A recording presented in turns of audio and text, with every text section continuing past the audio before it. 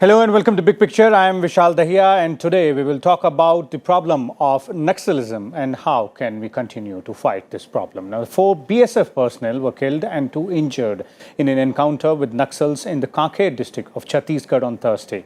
A few hours later, on Friday morning, 1 CRPF jawan was also killed and one of his colleagues injured in a gun battle with Naxals in Dhamtari district of Chhatisgarh itself. According to security forces, Naxals have also suffered heavy casualties in these attacks. A Naxal-affected Bastar Lok Sabha constituency is all set to go for polls in the first phase on 11th of April. Security forces are making all efforts to ensure any threat of Naxal attack is kept at bay during the polls. Approximately 60,000 security personnel will be on duty in the state of Chhatisgarh during the polling. So what is the current situation in terms of containing the Naxal threat and how can it be tackled effectively and for good? For more on this, we're joined by a distinguished panel of guests today. Let me start by introducing them to you, beginning with Mr. Anil Chaudhary, former Secretary of Internal Security, Ministry of Home Affairs. We also have with us Professor Harshvi Pant, Distinguished Fellow and Head of ORF's Strategic Studies. And then we're also joined by Mr. Prakash Singh, the former DG of BSF and a well-known police officer. Let me begin with you, Mr. Chaudhary, and let's try and understand the problem of Naxalism in the context before we go ahead and talk about what is it that is happening today and how can we tackle it. Vishal, thank you. A privilege to be on the panel with a person like Mr. Prakash Singh. I'll go talk about the basics of the problem of Naxalism. See, let us start by depriving tribals who were dependent on forest produce for their living for centuries. 80s, the Act comes, Conservation Forest Act Amendment. They can't even leave it all cut trees. They can't even cut barks. They can't cut branches. You left them high and dry. And come the Maoists, called the Maoists thinkers. Here is a gun, here's 5,000 rupees a month for your families. Come, they have nothing to lose. So the people, illiterate masses who are very gullible, they have been weaned to take on Naxalism, where I'll tell you, the other thing is that the Naxalites, the Maoists, look for fault lines in our society and exploit it to the hilt. And whereas the government counts its success by figures of violence. Violence has gone down, the police takes a back seat, the Naxals gain in strength. Kanker, where this has happened, is on the fringe of the Naxal belt in this place. But they have penetrated. I believe they have reached Durg. So now we have to pull our socks up. We have to be vigilant all the time. I have a few more points to make. Please ask if there's any question you want. Okay. You've correctly pointed out how it all started, but things have changed a lot. We have moved. We've come a long way from there. In fact, if you look at the data, then the recent government data says that the red corridor, according to Ministry of Home Affairs, shrunk from 106 districts to 90 districts. That itself is a very significant achievement. I'll say don't go by statistics. Go to the roots of the problem.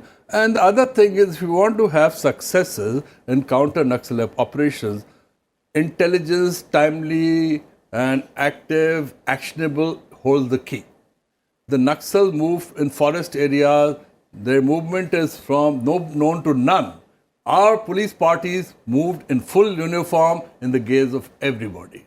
So our technical intelligence is very weak. Okay. Our technology support to internal security is non-existent. Unlike the defense forces, which have the Bureau of Police Research and, the DRDO, 1,000 strong since long, we have nothing. And the police, the other point I want to make is that in my view, it is the local police which can fight terrorism and Naxalism and insurgency much better than bringing in armed forces from outside. Army will be the worst. Paramilitary forces also, border security forces meant to guard our borders with Pakistan. You bring them into the hinterland, CRPF is stretched to its limits because of elections. So you are now, the local police understands the ethos, know the language, they know the topography, they can penetrate, they can find out what's happening instead of bringing in troops from outside. Let us learn lessons from Andhra Pradesh police, which made huge successes by their greyhounds. They raised greyhounds, and the greyhounds 20 teams used to go into the forest. They used to zigzag north, south, east, west. They didn't know. The Naxals didn't know where they were. And this team, and communication is another problem. Among the people there, they blow up towers, cell phones don't work, the villages are not connected. So it's not so simple a problem. Okay. Yeah, and politics comes in, sorry to say, elections are there. They will say, no, this is sham democracy, elections will not be held. But elections have to be held. Okay. Let's bring in, the man who's been on the ground, Mr. Prakash Singh. Mr. Singh, welcome to Rajya Sabha Television. And, we would like to know as to how far have we come in terms of containing the threat of Naxalism, and are these steps being taken in the right direction? You see, Mr. Chidambaram, during his tenure as Home Minister, he started what is popularly known as Operation Green Hunt. That started sometime in about 2010, and there were massive deployment of security forces in all the Naxal affected districts. Now, deployment of security forces on a massive scale has had its impact, and during the last about 9 years or so, there has been considerable containment of the Maoist violence. In about 2010, a total of 223 districts were affected across the country. That number from 223 has come down to 90, which is a very, very substantial reduction in the number of districts affected. In terms of violent incidents also, the incidents have been coming down every year. Then you have Central Committee and Politburo members. About 17 of them have either been killed or they have been arrested, in any case neutralized one way or the other. So there have been significant successes on several fronts. You can say during the last 10 years, number of districts have come down, violence has come down, Central Committee, Politburo members are very much less, and the committee in its internal documents has admitted that it is in a state of what they call tactical retreat. They are bearing the brunt of the security forces offensive. So outwardly you can say that yes, we are in the process of containing Naxal violence. Okay. But I emphasize the word outwardly, because as far as the basic causes are concerned, what was mentioned just now as the root causes, those by and large still remain. You see, the tribal discontent is at the root of the problem. There has been massive displacement of tribal population in the affected states. There are no official figures, but according to one NGO, about 4 crore tribals have been displaced. Now that's a huge, huge number due to development projects, due to mining, due to deforestation for other reasons, development projects and all that. Now, the relief and rehabilitation policy is there, I think in 2006 they formed a relief and rehabilitation policy, but that has not really been very successful at the ground level, and displacement of tribal population from their habitat to other places where they were struggling for their livelihood, this has been a major cause. And when you are struggling for livelihood, as was just now pointed out by Mr. Chaudhary, I mean, if somebody comes to you and says, look, here is a gun, you join our ranks, we'll give you 5,000 rupees per month. So he is guaranteed livelihood, and on the other hand, when he becomes a Naxal and he goes to a village, he's treated by the villagers with great respect. So from Mr. Nobody, he becomes Mr. Somebody, and who is respected by the villagers, who is feared and respected by the villagers. Okay. So these causes, the basic causes have not been addressed, and we have noticed that, you see, Chidambaram's policy had one basic component: clear, hold and develop. Okay. What he meant was that you clear an area of the Maoists, then you sort of hold it, and then administrative control and development should begin. Okay. Now what we are witnessing in actual practice is that while the security forces are able to deliver, the required follow-up from the administration, administration is stepping into the vacuum, establishing their network and delivering essential services to the people, that doesn't happen. With the result that after a few years we go back to square one. So there are very fundamental problems in our approach, and while outwardly we are trying to gain control, and we are gaining control, but we are not going to the root of the problem, and the basic grievances remain. So much needs to be done, Mr. Singh. I'll come back to you. Let's bring in Professor Pant here. Professor Pant, as we heard both the gentlemen, and in terms of the work done as well, I was going through the data as well. A lot of work seems to be done in terms of mobile towers, roads being constructed and all that. But if you look at holistically, all of us seem to agree that this is a dual problem. It's as much a social problem as it is a security threat as well. So that two-pronged strategy which has been talked about for quite some time, that is seemingly the option. It seems to me that seemingly that's in an ideal world that's how you would resolve this problem. But the issue, of course, is that what comes first and how do you go about actually articulating and operationalizing a policy that takes these two aspects step by step. And I think there, as the two speakers have pointed out, we have had great successes in terms of what we have been able to accomplish with our internal security insofar as Maoism, Naxalism, however you would define it, is concerned. And at the end of the day, it's a question of governance, both whether you look at it from a security perspective or you look at it from a development perspective.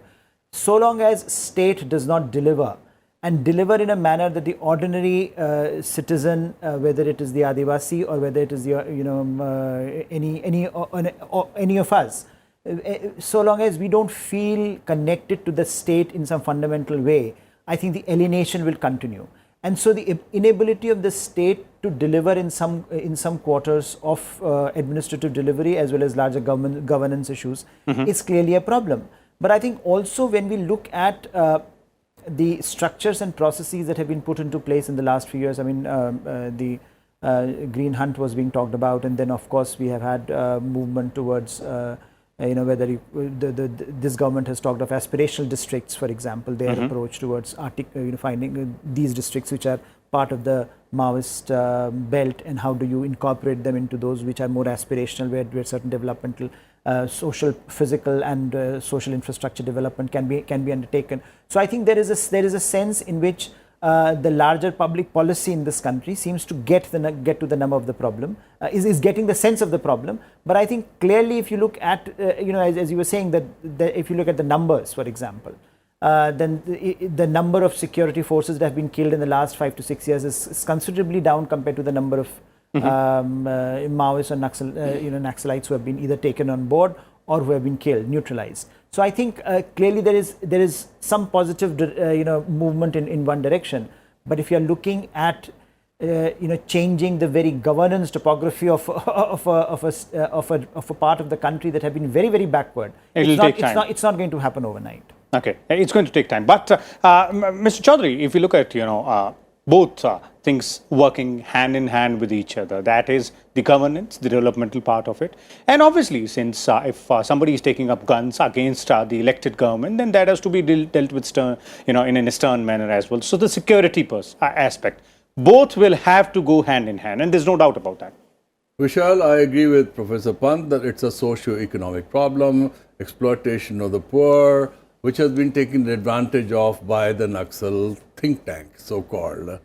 On the other hand, the point I want to make is that nowhere in the world, leave aside Naxalism, nowhere in the world the problem of insurgency has been resolved through military and force action. It has to be hand in hand, get to the root of the problem, reach out to the people, bring them forward to join the mainstream in some way, give them vocation, let the development take place. That's the way to go ahead, and not just gun them down wherever you find them.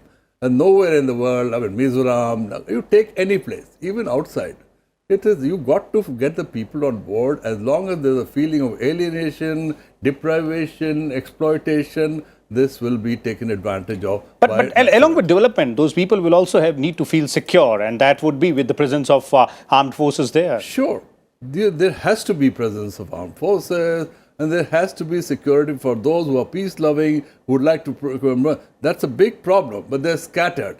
The terrain is such, it's such deep forest, Abu Jumar, where you cannot see the sun. You see, and our technical satellite imagery, our communication intelligence does not work in that area, which holds the key to finding out where are these armed groups hiding and get them. Okay. So armed groups will also be tackled with properly. Let's bring in Mr. Singh here again. Mr. Singh, just a short while back, one of our panelists, Mr. Chaudhary, was talking about how the local police, the state police, will have to get its act together in terms of doing more than what it is doing right now in tackling this problem. So, as a former police officer, what do you believe needs to be done from the local police's perspective? We have paramilitary forces there, but from the local police's point of view. See, I'm getting disconnected in between, so I have not heard you fully, but still I'll respond. I think I broadly understood what you mean to say. See, I entirely agree that the capabilities of the state police have to be enhanced, very substantially enhanced, and I firmly believe that the state police should be in a position to tackle the Naxal problem head on the basis of its own strength. They should not be relying, at present what's happening is that they think it is centre's baby. It is not their problem, it is a national problem, and so the center should deal with it. That seems to be the attitude and the psychology at the state government level, which is absolutely wrong. They must understand that it is their problem and they have to tackle it. Whatever assistance they want from center will be given to them, but basically they have to deal with the problem, tackle it and get on top of it. That sense of responsibility I find missing in most of the states. I mean, the only state which went about it, the business seriously, was the state of Andhra Pradesh. I had occasion to see that at the ground level because I was there in Andhra Pradesh for more than 4 months when I was asked to inquire into the assassination attempt on Chandrababu Naidu, and I found that in every district, the district magistrate and the superintendent of police had some innovative scheme or the other to win over the Naxals, to win their hearts and minds. They went to the ground level and they went to the families of people who had joined Naxal ranks, tried to persuade them to bring your children back to the mainstream, etc., etc. And then their efforts were supplemented by the greyhounds. So they went about very systematically. But other states, I find mostly they think, "Baba, ये center का problem है, उनको लड़ने दो, हमसे क्या मतलब है? हम ठीक है, थोड़ा बहुत state police." Now, in that classic Dantewada incident where 75 CRPF personnel were killed, just one state police personnel was killed because that was the only strength they had provided. So 75:1 is that it should be their 75 and central forces 25 or 30. But it is absolutely topsy-turvy. The states must realize that it is their baby, it is their problem. They have to fight it out. And unfortunately, I have also noticed, and I'm sorry to say this, that some kind of a vested interest has developed in the continuance of Maoist insurrection. They think as long as this thing continues, we'll be getting a lot of extra funds, extra allocations, extra jeeps, extra manpower, whatnot. Okay. So I mean, so they say, ठीक है, चलता है, चलते रहने दो, center से पैसा आ रहा है, आने दो. Okay. That kind of attitude, it's most deplorable and reprehensible. Okay, so the states will have to do much more than what they're doing right now. Professor Pant, do you agree that the states and specifically the state machinery in terms of the police machinery and obviously the local administration as well will have to put in more efforts, will match what the central government is doing? Yes, and I think the modernization of Indian police is a topic that I think is so significant because police, after all, is a common man's first point of contact with the great idea of the state. If you do not have a police service in which ordinary Indians, ordinary citizens can have faith, then I think the real idea of India itself goes down. So here we are talking about a group which is being, threatened or, making to stay alienated. Absolutely. So I think that, you can do lots of things by streamlining the local police. And you are not only signaling a resolve for security, but you're also signaling a resolve for the larger administrative governance structures, because a lot of the times before even people will go to the administrative machinery, they believe that the police can deliver.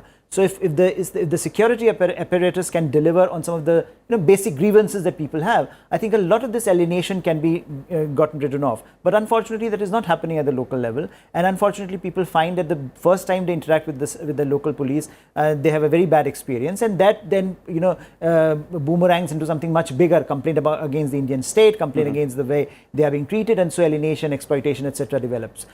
So I think the larger point here is ultimately the whole administrative machinery, both in terms of security and governance, will have to deliver if you have to go to the root of this problem. Because while you can kill so many Maoists and Naxalites and you can superficially deal with this problem. Ultimately, you will have to make a case to the ordinary citizens of this country that they have a better stake if they are integrated with the larger Indian state, and you can only do this if you are capable of showing them that you are delivering both in terms of governance and in terms of security. And in terms of basic, coin, you have the population-centric and enemy-centric approaches, and by and large, population-centric approach wins, where you try to win the hearts and minds by doing in governance, by bringing in better governance in the alienated and grievance-oriented sections of the society. Okay. Mr. Chaudhary, for concluding, final comment from you, and would you agree with that aspect specifically, where both the centre and the state have the equal responsibility here on the ground, state more so? Prakash Singh Vishal has hit the nail on the head.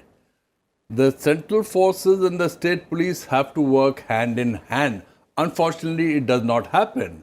They have a representative from the state police, an assistant sub-inspector or somebody accompanying the party, but the district SP and the commandant, are they together?